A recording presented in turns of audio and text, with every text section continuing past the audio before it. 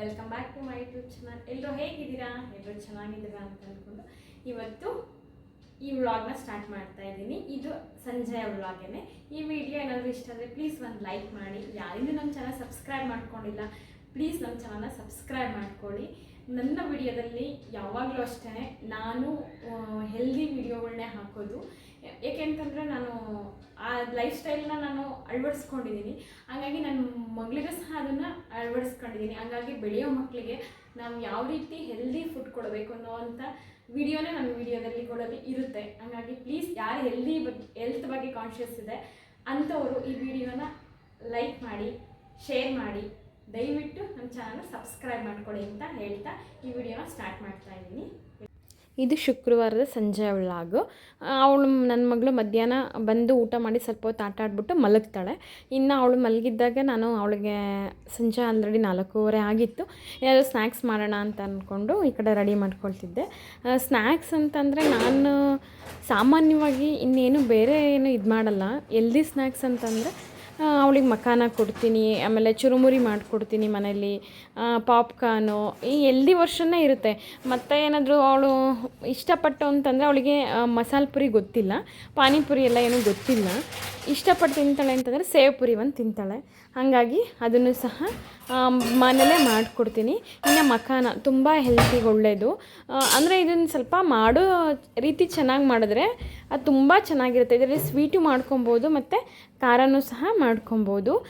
ಮಾಡೋದಕ್ಕೆ ಎಲ್ಲ ರೆಡಿ ಮಾಡ್ಕೊಳ್ತಾ ಇದ್ದೀನಿ. ಅಂದರೆ ನಾನು ಇದೇನು ವಿಡಿಯೋಗಿದಕ್ಕೆ ಮಾಡ್ತಿಲ್ಲ, ನನ್ನ ಮನೆಗೆ ಮಾಡ್ತಿರೋದಲ್ವ, ಹಂಗಾಗಿ ಎಲ್ಲ ಪಕ್ಕದಲ್ಲೇ ಇಟ್ಕೊಳ್ತಿದ್ದೀನಿ. ಅಂದರೆ ಲೇಟ್ ಆಗಿಬಿಟ್ರೆ ಏನಾಗುತ್ತೆ ಅಂತಂದರೆ ನಾನು ಒಂದೇ ಪಾತ್ರೆಯಲ್ಲಿ ಮಾಡ್ತಾಯಿದ್ದೀನಿ. 2 ಪಾತ್ರೆಯಲ್ಲಿ ಮಾಡಿದ್ರೆ ಸ್ವಲ್ಪ ಇದಾಗುತ್ತೆ. ಒಂದೇ ಪಾತ್ರೆಯಲ್ಲಿ ಮಾಡೋದ್ರಿಂದ ಇವೆಲ್ಲ ಹತ್ರದಲ್ಲಿ ಇಟ್ಕೊಬೇಕು, ಅದಕ್ಕೆ ಏನೇನು ಬೇಕು ಇಂಗ್ರೀಡಿಯೆಂಟ್ಸ್. ಇನ್ನು ಈ ಕಡೆ ಟೀ ಮಾಡೋಣ ಅಂತ ಹೇಳ್ಬಿಟ್ಟು ನನಗೆ ರೆಡಿ ಮಾಡ್ಕೊಳ್ತಿದ್ದೆ. ಅಟ್ ಎ ಟೈಮಲ್ಲಿ 2 ಆಗುತ್ತೆ ಅಂತ ಹೇಳ್ಬಿಟ್ಟು ಅಷ್ಟರಲ್ಲಿ ಅವಳು ಎದ್ಲು ಅನಿಸುತ್ತೆ. ಇನ್ನು ಟೀ ಇನ್ನೇನು ಆ್ಯಸ್ ಯೂಶ್ವಲ್ ಇನ್ನೇನು ಬೆಲ್ಲು ಟೀ. ಮಖಾನನ ಮೊದಲು ಚೆನ್ನಾಗಿ ಉರಿಬೇಕು. ಅಂದರೆ ಒಂದು ಪಾತ್ರೆಯಲ್ಲಿ ಚೆನ್ನಾಗಿ ಹುರ್ಕೊಬೇಕು. ಆ ಉರಿಯೋದ್ರ ಮೇಲೇ ಮಖಾನ ಚೆನ್ನಾಗಿರೋದು. ಅಂದರೆ ಸ್ಟಾರ್ಟಿಂಗಲ್ಲೇ ಎಣ್ಣೆ ಸ್ವಲ್ಪ ಬೇಕಾದರೆ ತುಪ್ಪ ಹಾಕಿ ಹುರ್ಕೊಬೋದು. ಇವಾಗ ಉರಿಬೇಕಾದ್ರೇ ನಾನೇನೋ ಹಾಕ್ತಿಲ್ಲ. ಅಂದರೆ ತುಂಬಾ ಸಹ ಮಾಡ್ಕೊಳ್ಳಲ್ಲ ಮಖಾನನ ನಾನು. ಆ ಟೈಮಿಗೆ ಅಂದರೆ ಆ ದಿನದಲ್ಲಿ ಇಲ್ಲ ಮಾರನೇ ದಿನಕ್ಕೆ ಎಷ್ಟು ಬೇಕು ಅಷ್ಟೇ ನಾನು ಮಾಡಿಡೋದು. ತುಂಬ ಮಾಡಿರಲ್ಲ. ಯಾಕೆಂತಂದರೆ ಇದ್ದರೆ ಮತ್ತು ಅದನ್ನೇ ತಿಂದರೆ ಕಂಟಿನ್ಯೂಸ್ ಆಗಿ ತಿಂದರೆ ಅದರ ಏನು ಸಿಗುತ್ತೆ? ಯಾವುದಾಗಿರಬೇಕು, ಸ್ನ್ಯಾಕ್ಸ್ ಆಗೇ ಇರಬೇಕು, ಊಟ ಆಗಿರಬಾರ್ದಲ್ವ. ಹಾಗಾಗಿ ಎಷ್ಟು ಬೇಕು ಅಷ್ಟೇ ನಾನು ಮಾಡ್ಕೊಳ್ಳೋದು. ಮಂಡಕ್ಕಿನೂ ಅಷ್ಟೇ 3ರಿಂದ 4 ದಿನಕ್ಕಾಗುವಷ್ಟು ಮಾಡ್ತೀನಿ. ಇನ್ನು ಮಖಾನ ಉರಿಯೋದ್ರ ಮೇಲೆ ನಾನಿಲ್ಲಿ ಸ್ವಲ್ಪ ಲೋ ಫ್ಲೇಮಲ್ಲೇ ಹುರ್ಕೊಳ್ತಾ ಇದ್ದೀನಿ. ಅದು ಹೆಂಗೆ ಅಂತಂದರೆ ಅದನ್ನು ಉರಿಬೇಕಾದ್ರೆ ಅದು ಗೊತ್ತಾಗ್ಬಿಡುತ್ತೆ. ನೀಟಾಗಿ ಉರಿಲಿಲ್ಲ ಅಂತಂದರೆ ಒಂಥರ ಅದು ಸೌಂಡೇ ಬರಲ್ಲ, ಕರ್ಮ್ ಅನ್ನೋ ಸೌಂಡೇ ಬರಲ್ಲ. ಹಾಗೆ ಬಾಯಿಗೆ ಅಂಟ್ಕೊಂಡ್ಬಿಡುತ್ತೆ ನೋಡಿ. ಆಗಿಲ್ಲ. ಈ ಥರ ಪ್ರೆಸ್ ಮಾಡಿದಾಗ ಅದು ಈಸಿಯಾಗಿ ಪುಡಿ ಆಗಬೇಕು. ಪುಡಿ ಆದರೆ ಮಾತ್ರ ಅದು ಆಗಿದೆ ಅಂತ. ಅಲ್ಲಿವರೆಗೂ ನೋಡಿ ಇವಾಗ ಆಗಿದೆ, ಅಲ್ಲಿವರೆಗೂ ನೀಟಾಗಿ ಹುರ್ಕೊಬೇಕು. ಹುರಿದಾದ್ಮೇಲೆ ನಾನಿಲ್ಲಿ ಒಂದು ಪ್ಲೇಟಿಗೆ ಟ್ರಾನ್ಸ್ಫರ್ ಮಾಡ್ಕೊಳ್ತಾ ಇದ್ದೀನಿ. ಇನ್ನು ಅದೇ ಬಾಣಲಿ ಸ್ವಲ್ಪ ಆರಿಸ್ಬೇಕಿತ್ತು, ನಾನೇನು ಆರಿಸ್ಲಿಲ್ಲ. ಹಂಗಾಗಿ ಅದೇ ಬಾಣಲಿಗೆ ಸ್ವಲ್ಪ ಎಣ್ಣೆ, ಆಮೇಲೆ ನಂತರ ಇದಕ್ಕೆ ಸ್ವಲ್ಪ ಅರಿಶಿನ ಪುಡಿ, ಉಪ್ಪು ಮತ್ತು ಹಾಕ್ತಾಯಿದ್ದೀನಿ. ಸ್ವಲ್ಪ ಖಾರದ ಪುಡಿ ಹಾಕ್ತಾಯಿದ್ದೀನಿ. ಬಿಸಿ ಇತ್ತಲ್ವ, ಹಂಗಾಗಿ ಸ್ವಲ್ಪ ಕಪ್ಪಾಯಿತು. ಬೇಕಾದರೆ ಸ್ವಲ್ಪ ಹೊತ್ತು ಆರಿಸಿ ಹಾಕ್ಬೋದು, ಇಲ್ಲ ಇನ್ನೊಂದು ಪಾತ್ರೆಯಲ್ಲಿ ಮಾಡ್ಕೊಬೋದು. ಎಣ್ಣೆ ಬದಲು ನಾವು ತುಪ್ಪ ಹಾಕಿದ್ರೆ ಇನ್ನೂ ಒಳ್ಳೆಯದು. ನಾನು ಇಲ್ಲೇನು ತುಪ್ಪ ಹಾಕಿಲ್ಲ. ಈ ರೀತಿ ಚೆನ್ನಾಗಿ ಮಿಕ್ಸ್ ಮಾಡ್ಕೊಂಬಿಟ್ರೆ ಆಯಿತು. ತುಂಬ ಹೆಲ್ದಿಯಾಗಿರುತ್ತೆ. ಮತ್ತು ಇದನ್ನು ಕೊಟ್ಟೆ ತುಂಬ ಲೈಟ್ ಫೀಲ್ ಕೊಡುತ್ತೆ. ಇದರಲ್ಲಿ ಹೆವಿ ಅಂತ ಏನೂ ಅನಿಸಲ್ಲ. ನನ್ನ ಜೊತೆಗೆ ಟೀನು ಮಾಡಿಕೊಂಡೆ. ಅವಳಿಗೆ ಎಷ್ಟು ಬೇಕಷ್ಟು ತಿಂದ್ಬಿಟ್ಟು ಬಿಡಪ್ಪ ಅದರಲ್ಲೇ ಅಂತ ಹೇಳ್ಬಿಟ್ಟು ಕೊಡ್ತಾಯಿದ್ದೀನಿ. ಅಂದರೆ ಅವಳು ಜಾಸ್ತಿ ಆಯಿತು ಅಂತ ಹೇಳಿದ್ಲು. ಹಂಗಾಗಿ ಎಷ್ಟು ಬೇಕಷ್ಟು ತಿಂದ್ಬಿಟ್ಟು ಅದರಲ್ಲೇ ಬಿಡು ಅಂತ ಹೇಳಿದೆ. ಹಂಗಾಗಿ ಪ್ಲೇಟಾಗಿ ಇಟ್ಬಿಟ್ಟು ನಾನು ಅಲ್ಲೇ ಪಕ್ಕದಲ್ಲೇ ಹೋಗೋಣ, ಆಮೇಲೆ ಎತ್ತಿಟ್ರೆ ಆಗುತ್ತೆ ಅಂತ ಹೇಳ್ಬಿಟ್ಟು ಚೆನ್ನಾಗಿದೆ ಅಂತ ಹೇಳ್ತಿದ್ದಾಳೆ. ಅವಳು ಯಾವತ್ತೂ ಅಷ್ಟೇ ಊಟನ ಮಾತ್ರ ಹೆಂಗಿರುತ್ತೆ ಹಂಗೆ ಹೇಳ್ತಾಳೆ. ಬೇರೆ ಮನೇಲಿ ಎಲ್ಲೂ ನಾವು ತುಂಬ ಹೋಗಿಲ್ಲ ಅವಳನ್ನು ಕರ್ಕೊಂಡಲ್ಲ ಎಲ್ಲೂ ನಾನೇನು ಬೇರೆ ಕಡೆ. ಇಲ್ಲೇ ನಾವೊಂದು ಊಟ ಚೆನ್ನಾಗಿದ್ದರೆ ಚೆನ್ನಾಗಿದೆ ಅಂತ ಅಂತಾಳೆ. ಅವಳಿಗೆ ಇಷ್ಟ ಆದರೆ ಇಷ್ಟ ಆಗಿದೆ ಅಂತಾಳೆ. ಇಲ್ಲ ಅಂದರೆ ಈ ಥರ ಮಾಡಬೇಡಿ ಮಮ್ಮಿ ಅಂತ ಡೈರೆಕ್ಟಾಗಿ ಹೇಳ್ತಾಳೆ. ಅವಳಿಗೆ ಇಷ್ಟ ಆಗಲಿಲ್ಲ ಅಂತಂದರೆ ಇನ್ನು ಮುಗೀತು. ಇನ್ನು ಸಂಜೆ ಅವಳಿಗೆ ಹೋಮ್ವರ್ಕ್ ಮಾಡಿಸ್ಬೇಕಿತ್ತು. ಇವತ್ತು ಫ್ರೈಡೇ ಆಗಿರೋದ್ರಿಂದ ಅವಳಿಗೆ ಸ್ಯಾಟರ್ಡೆ ಸಂಡೇ ರಜಾ ಇರುತ್ತೆ. ಹಂಗಾಗಿ ನಾನಿಲ್ಲಿ ಹೋಮ್ವರ್ಕ್ ಮಾಡಿಸ್ತಾ ಇದ್ದೀನಿ. ಸ್ವಲ್ಪ ಮಾಡಿಸೋಣ, ಆಮೇಲೆ ಇನ್ನು ಮಿಕ್ಕಿದ್ದೆಲ್ಲ ವರ್ಕ್ ಮಾಡಿಸಿದ್ರಾಗುತ್ತೆ. ಅವ್ರ ಪಪ್ಪ ಬಂದಮೇಲೆ ಅವಳು ತುಂಬ ಇಷ್ಟಪಟ್ಟು ಮಾಡ್ತಾಳೆ ಅವ್ರ ಅಪ್ಪ ಇದ್ದಾಗ. ನಾನಿದ್ದಾಗಲೇ ಮಾಡ್ತಾಳೆ, ಅಂದ್ರೂ ಸ್ವಲ್ಪ ಭಯ ನನಗೆ. ಹಂಗಾಗಿ ಈ ಕಡೆ ಜೊತೆಲಿ ಅಡುಗೆಗೆ ಯಾವಾಗಲೂ ಹಿಂಗೇನು ಇಟ್ಕೊಳ್ಳಲ್ಲ, ಆಲ್ಮೋಸ್ಟ್ ಎಲ್ಲ ಮಾಡ್ಕೊಂಬಿಟ್ಟಿರ್ತೀನಿ ನಾನು. ಮಧ್ಯಾಹ್ನಕ್ಕೆ ಸಾಂಬಾರೆಲ್ಲ, ಇನ್ನು ಸಂಜೆಗೆ ಮುದ್ದೆನೂ ಮಧ್ಯಾಹ್ನನೇ ಮುಗಿಸ್ಕೊಂಡಿರ್ತೀವಿ ನಾವು. ಡೈಜೆಷನ್ ಇವಾಗೆಲ್ಲ ಸ್ವಲ್ಪ ಕಷ್ಟ ಅಂತಾರೆ ಎಲ್ಲರಿಗೂ ಅಂತ ಹೇಳ್ಬಿಟ್ಟು, ಹಾಗಾಗಿ ಮುದ್ದೆ ನೈಟ್ ಆಲ್ಮೋಸ್ಟ್ ಕಡಿಮೆ, ತುಂಬ ಕಮ್ಮಿ. ನಾನು ಮಧ್ಯಾಹ್ನನೇ ಮಾಡಿಬಿಡ್ತೀನಿ. ನಮ್ಮ ಮನೆಯವರಿದ್ದರೆ ಬಿಸಿ ಬಿಸಿ, ಅವಳು ಸ್ಕೂಲಿಂದ ಬರ್ತಾಳಲ್ವ, ಹಂಗಾಗಿ ಅವಳಿಗೂ ಕಂಫರ್ಟ್ ಆಗುತ್ತೆ ಅದು ಅಂತ ನಾನು ಮಾಡ್ತೀನಿ. ಈಗ ಅವಳಿಗೆ ಹೇಳ್ಕೊಡ್ತಾ ಇದ್ದೆ, ಹಿಂದಿ ಕೊಟ್ಟಿದ್ರು. ಹಿಂದಿ ಕೊಟ್ಟಿರೋದ್ರಿಂದ ಯಾವ್ಯಾವ ರೀತಿ ಬರೀಬೇಕಂತ ಇಲ್ಲಿ ಹೇಳ್ಕೊಡ್ತಾ ಇದ್ದೆ. ಕೇಳಿಸ್ಕೊಂಡು ಬರೀತಾಳೆ. ಕೆಲವೊಂದು ನನ್ನ ಪಕ್ಕ ಕುತ್ಕೊಂಡ್ರೆ ಕುತ್ಕೊಬೇಕು ಪಕ್ಕದಲ್ಲಿ, ಬಟ್ ಕೈ ಹಿಡ್ಕೊಂಡು ಬರ್ಸಬೇಕು ಅನ್ನೋದನ್ನು ಏನಿಲ್ಲ ಅವಳಿಗೆ. ಮಾಡ್ತಾಳೆ. ಅವಳಿಗೆ ಬರೆದಿದ್ದು ಕೆಲವೊಂದು ಇವಾಗ ಕೊಟ್ಟಿದ್ದಾರೆ, ಕರ್ಸಿವ್ ಲೆಟ್ರ್ ಕೊಟ್ಟಿದ್ದಾರೆ, ಅಂಥವೆಲ್ಲ ಬರಲ್ಲ. ಅದನ್ನು ಸ್ವಲ್ಪ ಹೇಳ್ಕೊಡ್ಬೇಕಷ್ಟೇ. ಅಷ್ಟು ಬಿಟ್ಟರೆ ಇನ್ನೆಲ್ಲ ಮಿಕ್ಕಿದ್ದೆಲ್ಲ ಮಾಡ್ಕೊಳ್ತಾಳೆ. ಆದರೂ ಸ್ವಲ್ಪ ನನಗೆ ಎದುರುತ್ತಾಳೆ. ಕಂಪ್ಯಾರಿಟಿವ್ಲಿ ನಮ್ಮ ಮನೆಯವ್ರಿಗೆ ತುಂಬ ಖುಷಿಯಾಗಿ ಮಾಡ್ತಾಳೆ ಅವಳು. ಈ ಕಡೆ ನಾನಿಲ್ಲಿ ಬೆಂಡೆಕಾಯಿ ಇತ್ತು, ಹಾಗಾಗಿ ಸಂಜೆಗೆ ಗೋಧಿ ದೋಸೆ ಮತ್ತು ಬೆಂಡೆಕಾಯಿ ಪಲ್ಯ ಮಾಡ್ಕೊಳ್ಳೋಣ. ನನಗೆ ಚಟ್ನಿ, ಗೋಧಿ ದೋಸೆ ಕಾಂಬಿನೇಷನ್ ಚಟ್ನಿ ಇಷ್ಟ, ಹಾಗಾಗಿ ನಾನು ಚಟ್ನಿ ಮಾಡ್ಕೊಳ್ಳೋಣ ಅಂತಿದ್ದೆ. ಅವಳು ನಂಗೆ ಚಟ್ನಿ ಬೇಡ ಅಂತಂದು. ಸರಿ ಆಯಿತು, ಇಬ್ಬರಿಗೂ ಸಪ್ರೇಟ್ ಏನಾದರೂ ಮಾಡ್ಕೊಳ್ಳೋಣ. ಬೆಂಡೆಕಾಯಿ ಬಿಟ್ಟರೆ ಹುರಿದ್ಬಿಟ್ಟು ಅದರಲ್ಲೇ ಸಪ್ರೇಟ್ ಮಾಡ್ಕೊಳ್ಳೋಣ. ಅವಳಿಗೆ ಫ್ರೈ ತುಂಬ ಇಷ್ಟಪಟ್ಟು ತಿಂತಾಳೆ, ಬೆಂಡೆಕಾಯಿ ಫ್ರೈನ ಅಭ್ಯಾಸ ಆಗಿದೆ. ಹಂಗಾಗಿ ಅವಳು ಫ್ರೈ ಮಾಡಿಕೊಟ್ಟು ಸ್ವಲ್ಪ ಮಾವಿನ ಎಣ್ಣೆಲ್ಲ ಇತ್ತು, ಅದು ಸೀಕರಣೆ ಮಾಡಿಕೊಟ್ರೆ ಇಷ್ಟಪಟ್ಟು ತಿಂತಾಳೆ ಅಂತ ಹೇಳ್ಬಿಟ್ಟು ನಾನು ಆ ಕಡೆ ಅದನ್ನು ಮಾಡ್ತಿದ್ದೆ. ಇನ್ನು ಬರಿತಿರ್ಬೇಕಾದ್ರೆ ಬರ್ತವೆ ಸ್ಟೋರಿಗಳೆಲ್ಲ. ಮಕ್ಕಳು ಕಾನ್ಸಂಟ್ರೇಷನ್ನು ಬರೀತಿರೋದು ಏನೇ ಆಗಲಿ ಅವಕ್ಕೆ ಬೇರೆ ಬೇರೆದೆಲ್ಲ ಬಂದುಬಿಡುತ್ತೆ, ಇಂಟ್ರೆಸ್ಟ್ ಕೇಳ್ತಾ ಇರ್ತಾಳೆ ಅದು ಇದು ಅಂತ ಎಲ್ಲ.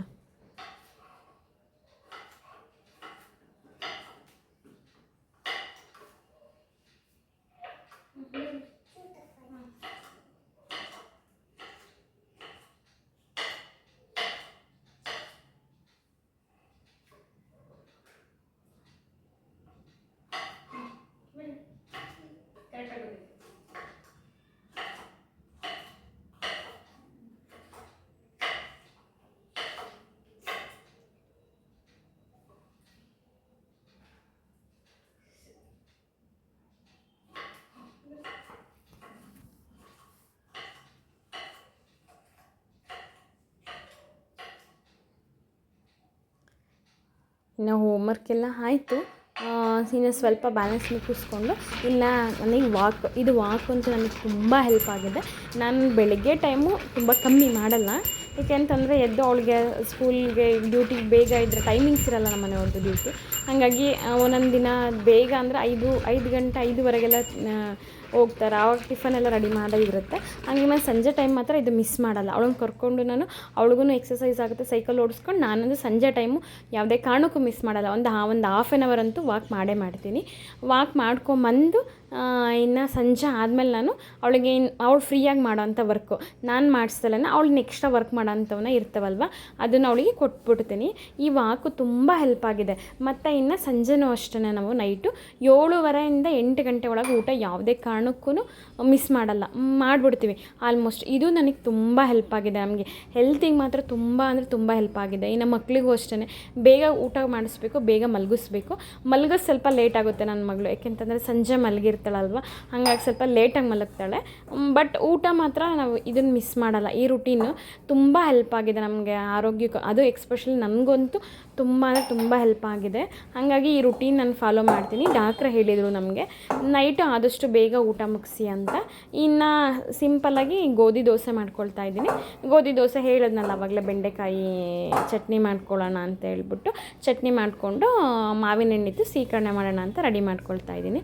ನಾನಿನ್ನು ಗೋಧಿ ದೋಸೆ ಮಾಡ್ಕೊಬೇಕಂತಂದರೆ ಈ ರೀತಿ ಕೈಯಲ್ಲಿ ಕಲಿಸ್ಬಿಟ್ಟು ಆಮೇಲೆ ಮಿಕ್ಸಿಗೆ ಹಾಕ್ಕೊಳ್ತೀನಿ. ಈ ರೀತಿ ಮಿಕ್ಸಿಗೆ ಹಾಕ್ಕೊಳ್ಳೋದ್ರಿಂದ ಅದು ಬೇಗ ನುಣ್ಣಗಾಗುತ್ತೆ, ಅಂದರೆ ಗಂಟೆಲ್ಲ ಹೊಡಿಯೋದಕ್ಕೆ ಹೆಲ್ಪ್ ಆಗುತ್ತೆ. ಎಷ್ಟು ಬೇಕು ದೋಸೆ ಯಾವ ರೀತಿ ಬೇಕು ಆ ರೀತಿ ಆ ಹದದಲ್ಲಿ ಮಿಕ್ಸಿ ಮಾಡಿಕೊಂಡು ಅದನ್ನು ಸ್ವಲ್ಪ ಹೊತ್ತು ಬಿಡ್ತಾಯಿದ್ದೀನಿ. ಉಪ್ಪೆಲ್ಲ ನಾನು ಹಿಟ್ಟಿಗೆ ಹಾಕಿ ಕಲಿಸಿದ್ದೆ, ಹಾಗಾಗಿ ಏನು ಮತ್ತೆ ಕಲಸೋಂಥ ಅವಶ್ಯಕತೆ ಇಲ್ಲ. ಎಷ್ಟು ಬೇಕು ಅಷ್ಟೇ ಮಾಡ್ಕೊಳ್ತೀನಿ, ಗೊತ್ತಾಗುತ್ತೆ ಅಳತೆ. ಈಗ ನಾವಿವತ್ತು ಇಬ್ಬರೇ, ನಾನು ನನ್ನ ಮಗಳಿದ್ದಿದ್ದು, ಹಂಗಾಗಿ ಎಷ್ಟು ಬೇಕಷ್ಟು, ನನಗೆ2 ಅವಳಿಗೆ 1 ಅಂತ ಈ ಅಳತೆ ಗೊತ್ತಾಗ್ಬಿಡುತ್ತೆ. ಅಷ್ಟೇ ಮಾಡ್ಕೊಳ್ಳೋದು, ಹೆಚ್ಚಿಗೆ ಏನು ಮಾಡ್ಕೊಳಕ್ಕೆ ಹೋಗಲ್ಲ. ಮತ್ತು ಮಿಕ್ಸೋದು ಇಡೋದು ಅದೆಲ್ಲ ಏನಿಲ್ಲ, ಆವಾಗಿನ ಆ ಟೈಮಿಗೆ ಅಷ್ಟೇ ನಾನು ಮಾಡ್ಕೊಳ್ಳೋದು. ನೋಡಿ ಈ ರೀತಿ ಈ ಹದದಲ್ಲಿ ನೀಟಾಗಿ ಮತ್ತೆ ಒಂದು ಸಲ ಚೆನ್ನಾಗಿ ಮಿಕ್ಸ್ ಮಾಡಿಕೊಂಡು ಎತ್ತಿಟ್ಕೊಂಬಿಟ್ರೆ ಆಯಿತು. ತುಂಬ ಚೆನ್ನಾಗಿ ಬರುತ್ತೆ ದೋಸೆ ಮಾತ್ರ ಚೆನ್ನಾಗಿರುತ್ತೆ. ಇದು ಗೋಧಿ ದೋಸೆ ಅಂತ ಅನಿಸಲ್ಲ, ಅಂದರೆ ಕಲಿಸೋದು ಮಾಡೋದ್ರ ಮೇಲೆ ಡಿಪೆಂಡ್ ಇರುತ್ತೆ. ಈ ರೀತಿ ಚೆನ್ನಾಗಿ ಕಲಿಸ್ಕೊಬೇಕು ಮತ್ತು ಸ್ವಲ್ಪ ಹೊತ್ತು ಬಿಡೋದ್ರಿಂದ ಅಂತೂ ತುಂಬ ಚೆನ್ನಾಗಿರುತ್ತೆ. ಈ ರೀತಿ ಒನ್ ಟೈಮ್ ಇದ್ದಾಗ ಮಾಡ್ಕೊಳ್ತೀವಿ. ಬೆಂಡೆಕಾಯಿ ಆರೋಗ್ಯಕ್ಕೆ ತುಂಬ ಒಳ್ಳೆಯದು. ಅದು ಮಕ್ಕಳಿಗೆ ಅದು ತುಂಬ ಒಳ್ಳೆಯದು, ನಮಗೂ ಅಷ್ಟೇ, ಮಕ್ಕಳಿಗೂ ಅಷ್ಟೇ. ಹಂಗಾಗಿ ನಾನು ಬೆಂಡೆಕಾಯಿ ತಿನ್ನಲ್ಲ ಅಂತ ಯಾವ ತರಕಾರಿನೂ ಅವಳೇನು ಬೇಡ ಅಂತ ಹೇಳಲ್ಲ. ಮೊದಲಿಂದ ಅಭ್ಯಾಸ ಮಾಡಿಸಿರೋದ್ರಿಂದ ಪಾಪ ತಿಂತಾಳೆ. ಇನ್ನು ಇರುತ್ತಲ್ಲ ಈ ಟೈಮಲ್ಲಿ ನಾನು ಅದು ಮಾಡಿದೆ ಇದನ್ನು ತೋರಿಸ್ಲಾ ಅಂತ ಹೇಳ್ತಾನೆ ಇರ್ತಾಳೆ. ಇನ್ನು ಬೆಂಡೆಕಾಯಿ ಕಟ್ ಮಾಡಿ ಇಟ್ಕೊಂಡಿದ್ದೆ, ನಾನು ಮೊದಲೇ ತೊಳೆದು ಮಧ್ಯಾಹ್ನನೆಲ್ಲ ಒಣಗಿಸಿಟ್ಟಿದ್ದೆ. ಈಗ ಕಟ್ ಮಾಡಿದ್ದೀನಿ ಅಷ್ಟೇ. ಕಟ್ ಮಾಡಿಬಿಟ್ಟು ಈ ರೀತಿ ಹುರ್ಕೊಳ್ತಾ ಇದ್ದೀನಿ. ಅಂದರೆ ನೀಟಾಗಿ ಒಣಗಿದ್ರೆ ಅದರಲ್ಲಿ ಬೇಗ ಅದು ನಸಿರಿರುತ್ತಲ್ವ ಅದೆಲ್ಲ ಹೋಗ್ಬಿಡುತ್ತೆ, ಅದೆಲ್ಲ ಲೋಳೆ ಥರ ಇರುತ್ತಲ್ವ. ನೀಟಾಗಿ ತೊಳೆದು ಒಣಗಿಸಿದ್ರ ಮೇಲೆ ಬೆಂಡೆಕಾಯಿಗೆ ನಾವು ಡಿಪೆಂಡು. ಅದು ನೀಟಾಗೆಲ್ಲ ಒಣಗಿತ್ತು ಅಂತ ಅಂದ್ಬಿಟ್ರೆ ನಮಗೆ ಹುರಿಯೋಕ್ಕೆ ಕಷ್ಟ ಆಗೋಲ್ಲ. ಸ್ವಲ್ಪ ಎಣ್ಣೆ ಹಾಕ್ಕೊಂಡು ಇದೇ ಟೈಮಲ್ಲಿ ಹುರ್ಕೊಳ್ತಾ ಇದ್ದೀನಿ. ಅವಳು ಫ್ರೈ ಬೇಕು ಅಂದಲ್ವ, ಹುರಿದ್ಬಿಟ್ಟು ಇದರಲ್ಲೇ ಮಾಡಿಕೊಡೋಣ ಮತ್ತಿನ್ನೇನಕ್ಕೆ ಅಂತ ಹೇಳ್ಬಿಟ್ಟು ಹುರ್ಕೊಳ್ತಾ ಇದ್ದೀನಿ. ನನಗೆ ಚಟ್ನಿ ಬೇಕಿತ್ತು. ಚಟ್ನಿ ಈ ದೋಸೆಗೆ, ಅದು ಮಾಮೂಲಿ ದೋಸೆಗೂ ಚೆನ್ನಾಗಿರುತ್ತೆ, ಅದು ಗೋಧಿ ದೋಸೆಗಂತೂ ತುಂಬ ಚೆನ್ನಾಗಿರುತ್ತೆ ಚಟ್ನಿ. ಈ ಚಟ್ನಿ ಗೊತ್ತೇ ಆಗಲ್ಲ, ಅಷ್ಟು ಚೆನ್ನಾಗಿರುತ್ತೆ. ನೀವು ಒಂದ್ಸಲ ಬೇಕಾದ್ರೆ ಟ್ರೈ ಮಾಡಿ. ಚಟ್ನಿ ಮಾಡೋದು ಸಹ ತುಂಬ ಈಸಿ, ಇದು ಅಷ್ಟೇ ಆರೋಗ್ಯಕ್ಕೂ ಸಹ ಒಳ್ಳೆಯದು. ಇಲ್ಲಿ ಒಂದೇ ಒಂದು ಮೆಣಸಿನ್ಕಾಯಿ ಹಾಕ್ಕೊಂಡಿದ್ದೀನಿ. ನಾನಿಲ್ಲಿ ಜಾಸ್ತಿ ಮಾಡ್ತಿಲ್ಲಲ್ವ, ಹಂಗೆ ಖಾರ ಕಡಿಮೆನೇ ನಮ್ಮ ಮನೇಲಿ. ಅವಳು ಮಗುನು ತಿನ್ನೋದ್ರಿಂದ ನಮಗೂ ಖಾರ ಕಡಿಮೆ. ಹಂಗಾಗಿ ಇವಾಗ ಸ್ವಲ್ಪ ಇದಕ್ಕೆ ನಾನು ಕರಿಬೇವನ್ನ ಸೇರಿಸ್ತಾ ಇದ್ದೀನಿ. ಎರಡಕ್ಕೂ ಆಗಲಿ, ಫ್ರೈಗೂ ಆಗುತ್ತೆ ಅಂತ ಹೇಳ್ಬಿಟ್ಟು ಇದರಲ್ಲೇ ಮಿಕ್ಸ್ ಮಾಡಿ ಎತ್ತಿಟ್ಕೊಂಬಿಡೋಣ ಅಂತ ಹೇಳ್ಬಿಟ್ಟು ಹಾಕ್ಬಿಟ್ಟು ಮತ್ತೆ ಹುರ್ಕೊಳ್ತಾ ಇದ್ದೀನಿ. ಬೆಂಡೆಕಾಯಿ ಸ್ವಲ್ಪ ಹಸಿ ಇದ್ದರೆ ಬಾಯಿಗೆ ಸಿಗುತ್ತೆ, ಹಂಗಾಗಿ ನೀಟಾಗಿ ಹುರಿಬೇಕು. ಆಗಿದೆ ನೋಡಿ, ಕಲರ್ ಚೇಂಜಲ್ಲೇ ಗೊತ್ತಾಗ್ಬಿಡುತ್ತಲ್ವ. ಇವಾಗ ನಾನು ಸ್ವಲ್ಪ ತಕ್ಕೊಳ್ತಾ ಇದ್ದೀನಿ. ಮೆಣಸಿನ್ಕಾಯಿ ಮತ್ತು ಕರಿಬೇವೆಲ್ಲ ಇತ್ತಲ್ವ, ಚಟ್ನಿಗೆ ಎಷ್ಟು ಬೇಕಷ್ಟು ತಕ್ಕೊಂಡು, ಅವಳು ಫ್ರೈ ಬೇಕು, ನನಗೇನು ಫ್ರೈ ಬೇಕಾಗಿರಲಿಲ್ಲ, ಹಂಗಾಗಿ ಫ್ರೈ ಮಾತ್ರ ಬಿಟ್ಕೊಳ್ತಾ ಇದ್ದೀನಿ. ಈ ಫ್ರೈ ತುಂಬ ಚೆನ್ನಾಗಿರುತ್ತೆ. ಇದು ಹೆಂಗೆ ಅಂತಂದರೆ ನಾನು ಹೇಳೋದಲ್ಲ, ನನ್ನ ಮಗಳು ಹಂಗೆ ತಿಂದ್ಬಿಡ್ತಾಳೆ. ಬೇಕಾದರೆ ನಾನು ಬೆಂಡೆಕಾಯಿ ತಂದಾಗಲೇ ರೀತಿ ಫ್ರೈ ಮಾಡಿಕೊಡ್ತೀನಿ. ಈಗ ಹುರಿದಿಟ್ಕೊಂಡಿರೋದಕ್ಕೆ ನಾನು ಉಪ್ಪು, ಖಾರದ ಪುಡಿ ಮತ್ತು ಒಂದು ಸ್ಪೂನು ಶೇಂಗಾ ಪುಡಿ ಹಾಕ್ತಾಯಿದ್ದೀನಿ. ಶೇಂಗಾ ಪುಡಿ ಹಾಕೋದ್ರಿಂದ ರುಚಿ ಚೆನ್ನಾಗಿರುತ್ತೆ. ಅದನ್ನು ಹಾಕ್ಬಿಟ್ಟು ಈ ರೀತಿ ಚೆನ್ನಾಗಿ ಮಿಕ್ಸ್ ಮಾಡಿಕೊಂಡ್ರೆ ಆಯಿತು. ಲೋ ಫ್ಲೇಮಲ್ಲೇ ಮಾಡ್ಕೊಬೇಕು, ಹೈ ಫ್ಲೇಮ್ ಏನು ಬೇಡ. ಇಷ್ಟ ಅಲ್ವಾ, ಅವಳಿಗೆ ಪಲ್ಯ ಬೇಡ ಅಂತ, ಚಟ್ನಿ ಬೇಡ ಅಂದಲ್ವ, ಹಾಗಾಗಿ ಅವಳಿಗೊಬ್ಳಿಗೆ ಆ ರೀತಿ ಫ್ರೈ ಮಾಡಿಕೊಂಡೆ. ಇನ್ನು ಈ ಕಡೆ ಚಟ್ನಿ ರೆಡಿ ಮಾಡ್ಕೊಳ್ಳೋಣ ಅಂತ ರೆಡಿ ಮಾಡ್ಕೊಳ್ತಾ ಇದ್ದೀನಿ. ಹುರಿದಿಟ್ಕೊಂಡಿರೋಂಥ ಈ ಮೆಣಸಿನ್ಕಾಯಿ ಒಂದು ಹಾಕಿದ್ನಲ್ವ ನೋಡಿ, ಅದನ್ನು ಹಾಕ್ತಾಯಿದ್ದೀನಿ. ಇನ್ನು ಬೆಂಡೆಕಾಯಿ ಮತ್ತು ಇದರಲ್ಲೇ ಕರಿಬೇವನ್ನು ಸಹ ಹುರಿದಿದ್ದೀನಿ, ಹಾಗಾಗಿ ಹಾಕ್ಕೊಳ್ತಾ ಇದ್ದೀನಿ. ಕರಿಬೇವು ತುಂಬ ಒಳ್ಳೆಯದಲ್ವ ಆರೋಗ್ಯಕ್ಕೆ, ಹಾಗಾಗಿ ಸ್ವಲ್ಪ ಹೆಚ್ಚಿಗೆ ಹಾಕಿದ್ರೂ ನಡೆಯುತ್ತೆ. ನಾನು ಹಾಕ್ತೀನಿ ಹೆಚ್ಚಿಗೆನೇ ನಾನಿಲ್ಲಿ. ಇವಾಗ ಇದಕ್ಕೆ 2 ಬೆಳ್ಳುಳ್ಳಿ ಇಲ್ಕ ಹಾಕ್ತಾಯಿದ್ದೀನಿ, ಸ್ವಲ್ಪ ಜೀರಿಗೆ ಹಾಕ್ಕೊಳ್ತಾ ಇದ್ದೀನಿ. ನಂತರ ಇದಕ್ಕೆ ನಾನಿಲ್ಲಿ ಸ್ವಲ್ಪ ರುಚಿಗೆ ಎಷ್ಟು ಬೇಕಷ್ಟು ಉಪ್ಪು ಹಾಕ್ಬಿಟ್ಟು ಸ್ವಲ್ಪ ಕೊತ್ತಂಬರಿ ಸೊಪ್ಪು ಜಾಸ್ತಿನೇ ಹಾಕ್ತಾಯಿದ್ದೀನಿ. ಹಾಕ್ಬಿಟ್ಟು ನೀರೇನೂ ಹಾಕೋದು ಬೇಡ, ಜಸ್ಟ್ ಇದನ್ನು ತುಂಬ ಹೊತ್ತು ಗ್ರೈಂಡ್ ಮಾಡೋದೇನು ಅವಶ್ಯಕತೆ ಇಲ್ಲ. ಜಸ್ಟ್ ಆನ್ ಆ್ಯಂಡ್ ಆಫ್ ಮಾಡಿಕೊಂಡ್ರೆ ಸಾಕು. ನೋಡಿ ಎಷ್ಟು ರುಚಿಯಾಗಿರುತ್ತೆ ಗೊತ್ತಾ, ಅದ್ಭುತವಾಗಿರುತ್ತೆ. ಇದೊಂದು ಸಲ ಬೇಕಾದ್ರೆ ನೀವು ಟ್ರೈ ಮಾಡಿ, ತುಂಬ ಚೆನ್ನಾಗಿರುತ್ತೆ ಇದು. ಇನ್ನು ಈ ಕಡೆ ಅವಳ ಪಾಡಿಗೆ ಅವಳು ಮಾಡ್ಕೊಳ್ತಾ ಇದ್ಲು ವರ್ಕು. ಇನ್ನು ನಾನಿಲ್ಲಿ ದೋಸೆಗೆ ರೆಡಿ ಮಾಡ್ತಾಯಿದ್ದೀನಿ. ದೋಸೆ ಇದು ಗೋಧಿ ದೋಸೆ ಅಂತ ಏನು ಅನಿಸಲ್ಲ. ಅದೇ ನಾನು ಹೇಳಿದ್ನಲ್ಲ, ನಾವು ಮಾಡೋ ರೀತಿಲಿ ಅದು ರುಚಿ ಎಲ್ಲದೂ ಅಷ್ಟೇ ಅಡುಗೆ ಅನಿಸುತ್ತೆ. ನಾವು ಮಾಡೋ ಇದ್ರ ಮೇಲೆ, ವಿಧಾನದ ಮೇಲೆ ಅದು ರುಚಿ ಹೆಚ್ಚಿಸುತ್ತೆ. ಹಾಗಾಗಿ ಚೆನ್ನಾಗಿರುತ್ತೆ ಅದು. ಈ ಕಾಂಬಿನೇಷನ್ ಅಂತೂ ಬೆಸ್ಟ್ ಅಂತಲೇ ಹೇಳ್ಬೋದು. ಚಪಾತಿ ಜೊತೆಗಿನ ಈ ಚಟ್ನಿ ಈ ದೋಸೆಗಂತೂ, ಗೋಧಿ ದೋಸೆಗಂತೂ ಸಖತ್ತು ಚೆನ್ನಾಗಿರುತ್ತೆ. ಚಪಾತಿ ಜೊತೆನೂ ಮಾಡ್ಕೊತೀನಿ ನಾನು. ಆದರೆ ನಾನು ಬೆಂಡೆಕಾಯಿ ಪಲ್ಯ ಮಾಡಿದ್ರೂ ಹುರಿದಿರ್ತೀನಲ್ವ, ಅದರಲ್ಲೇ ಸ್ವಲ್ಪ ತೆಗೆದ್ಬಿಟ್ಟು ಈ ಕಡೆ ಇದನ್ನು ಚಟ್ನಿನೂ ಸಹ ಮಾಡ್ಕೊಳ್ತೀನಿ. ನನಗೆ ಅದೇನೋ ಚಟ್ನಿಗೆ ಅಡಿಕ್ಟ್ ಆಗಿಬಿಟ್ಟಿದ್ದೀನಿ ಬೆಂಡೆಕಾಯಿಗೆ. ನಾನು ಹೇಳಿದ್ನಲ್ಲ, ಫಸ್ಟ್ ನಾವು ದಾವಣಗೆರೆ ಸೈಡ್ ಇದ್ವಿ, ಹಂಗಾಗಿ ಆ ಕಡೆ ಎಲ್ಲ ಸ್ವಲ್ಪ ಹಿಂಗೆ ಅಲ್ವಾ, ಆ ಕಡೆ ಉತ್ತರ ಕರ್ನಾಟಕದ ಕಡೆ ಇದೆಲ್ಲ ಮಾಡ್ತಾರೆ.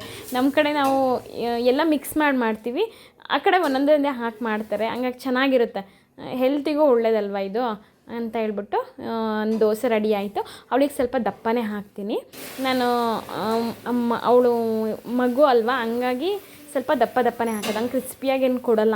ಹಂಗೆ ಅದೇನೋ ಬೇಗ ಸ್ವಲ್ಪ ಇದಾಗುತ್ತೆ ಅಂತ ಹೇಳ್ಬಿಟ್ಟು ನಾನು ಈ ರೀತಿ ದಪ್ಪನೇ ಮಾಡಿಕೊಡೋದು ಅವಳಿಗೆ. ಸ್ವಲ್ಪ ದೋಸೆ ರೆಡಿ ಆಯಿತು. ಈ ಕಡೆ ಎಲ್ಲ ಪ್ಲೇಟಿಗೆಲ್ಲ ರೆಡಿ ಮಾಡಿದ್ದೆ. ಅವಳಿಗೆ ಹೇಳಿದೆ ನಾನು, ರೆಡಿ ಆಗಮ್ಮ ಈ ಕಡೆ ಅಂತ. ಮಾಡ್ಕೊಳ್ತಾಳೆ ಅವಳ ಪಾಡಿಗೆ. ಅವಳು ಫಸ್ಟಿಂದ ಅಲ್ವಾ, ಮತ್ತೆ ಕಾಯಿಸಲ್ಲ, ಬಿಸಿ ಬಿಸಿ ದೋಸೆನೇ ಅವಳಿಗೆ ಹಾಕ್ಕೊಟ್ಬಿಡ್ತೀನಿ. ಹಂಗಾಗಿ ಅವಳು ತಿನ್ಕೊತಾಳೆ, ತಿನ್ನಿಸೋ ಅವಶ್ಯಕತೆ ಏನಿಲ್ಲ. ಅದೂ ಅಷ್ಟೇ, ನಾನು ಇವಾಗಿನ ಮಕ್ಕಳಿಗೆ ಒಳ್ಳೆ ಆರೋಗ್ಯ ಕೊಡಬೇಕು, ಆರೋಗ್ಯದ ಜೊತೆ ಒಳ್ಳೆ ಒಂದು ಇದನ್ನು ಕೊಡಬೇಕು. ಅಂದರೆ ಒಂದು ಸಂಸ್ಕಾರನೂ ಕೊಡಬೇಕು. ಆಮೇಲೆ ಇಂಡಿಪೆಂಡೆನ್ಸಿನೂ ಸಹ ಕಲಿಸ್ಬೇಕು. ಅದೇನೋ ಚಿಕ್ಕದ್ರಿಂದ ನಾವು ಮತ್ತೆ ಇದು ಮಾಡಲಿಲ್ಲ. ಸ್ಕೂಲಲ್ಲೂ ಅವಳನ್ನ ನರ್ಸರಿ ಹಾಕಿದಾಗ ಹೇಳಿದರು, ಮೇಡಮ್ ಒಂದು ಮಾತು ಹೇಳಿದರು. ಏನಂತ ಹೇಳಿದರು ಅಂತಂದರೆ, ಮೇಡಮ್ ನಿಮ್ಮ ಮನೇಲಿ ನಿಮಗೆ ಒಂದು ಮಗು ನಿಮಗೆ VIP ಥರ ಟ್ರೀಟ್ ಮಾಡ್ತೀರಾ, ಬಟ್ ಇಲ್ಲಿ ಎಲ್ಲ ಮಕ್ಕಳು ಇರ್ತಾರೆ. ನಾವು ಹಂಗಾಗಿ ಎಲ್ಲ ಮಕ್ಕಳು ಒಂದೇ ಥರ ನೋಡಬೇಕು. ಎಲ್ಲರೂ ನಮಗೆ VIPಗಳಾಗಲ್ಲ. ಮನೇಲಿ ನಿಮಗೆ ಮಾತ್ರ ನಿಮ್ಮ ಮಕ್ಕಳು ನಿಮಗೆ VIPಗಳು ಅಷ್ಟೇ ನಿಮಗೆ ಅಂತ ಹೇಳಿದರು. ಹಂಗಾಗಿ ನೀವು ಡಿಪೆಂಡೆನ್ಸಿ ಕಳಿಸ್ಲೇಬೇಕು ಅವಳಿಗೆ ಅಂತ, ಅವರಿಗೆ ಎಲ್ಲ ಮಕ್ಕಳಿಗೂ ಅಷ್ಟೇ. ನಾವಿಲ್ಲಿ ಸ್ಕೂಲಲ್ಲಿ ಎಲ್ಲ ಮಕ್ಕಳಿಗೂ ತಿನ್ಸೋಕ್ಕಾಗಲ್ಲ, ನೀವು ಅಭ್ಯಾಸ ಮಾಡಿಸಿ ಅಂತ ಹೇಳಿದರು. ನಾವು ಅವಾಗ ಅದು ಹೇಳಿದ್ದಷ್ಟೇ. ಆವಾಗಿಂದ ಅವಳಿಗೆ ಕೊಟ್ಬಿಡ್ತೀವಿ.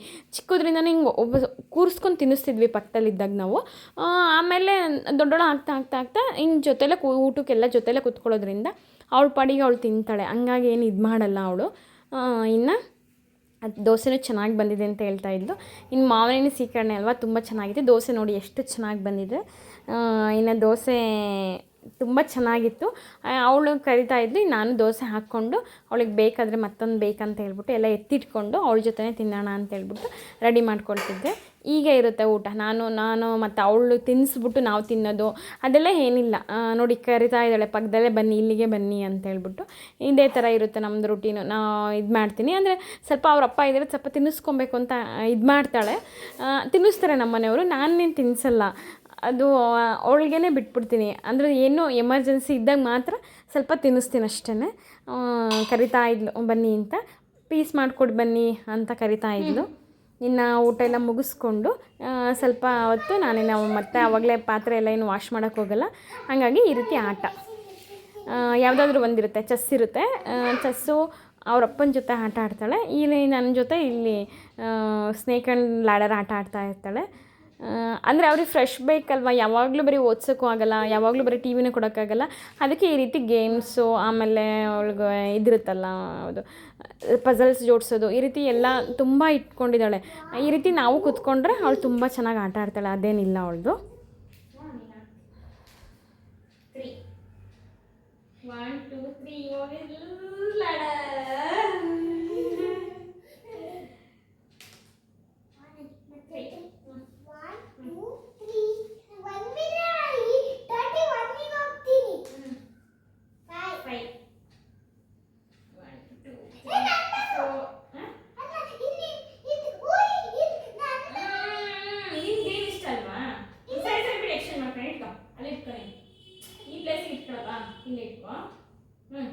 ಇಲ್ಲಿ ಈ ಪ್ಲೇಸ್ ಇತ್ತು.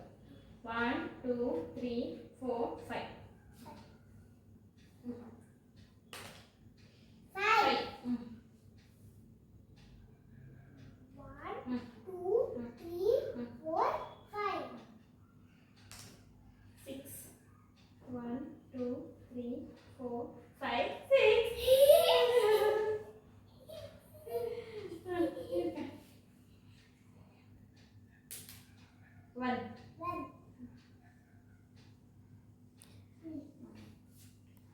ಇನ್ನು ಮಿಂತ್ರದಿಂದ ಒಂದೇನೋ ಡ್ರೆಸ್ ಪಾರ್ಸಲ್ ಬಂದಿತ್ತು, ತರಿಸ್ಕೊಂಡಿದ್ದೆ.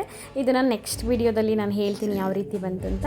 ನನ್ನ ದಿನ ಸ್ಟಾರ್ಟ್ ಆಗೋದು ಬಿಸಿನೀರಿಂದ, ಕೊನೆಗೆ ಹೆಂಡಾಗೋದು ಸಹ ಬಿಸಿನೀರಿಂದನೇ. ಈ ರೀತಿ ಎಲ್ಲ ಕ್ಲೀನ್ ಮಾಡಿಕೊಂಡು ಅಡುಗೆ ಮನೆನ ಒಂದು ಲೋಟ ಬಿಸಿನೀರಿಂದ ಹೆಂಡಾಗುತ್ತೆ. ಈ ವಿಡಿಯೋ ಇಷ್ಟ ಪ್ಲೀಸ್ ಒಂದು ಲೈಕ್ ಮಾಡಿ. ಯಾರಿನ್ನೂ ನಮ್ಮ ಚಾನಲ್ ಸಬ್ಸ್ಕ್ರೈಬ್ ಮಾಡ್ಕೊಂಡಿಲ್ಲ, ಪ್ಲೀಸ್ ನಮ್ಮ ಚಾನಲ್ನ ಸಬ್ಸ್ಕ್ರೈಬ್ ಮಾಡ್ಕೊಳ್ಳಿ ಅಂತ ಹೇಳ್ತಾ, ಥ್ಯಾಂಕ್ಸ್ ಫಾರ್ ವಾಚಿಂಗ್.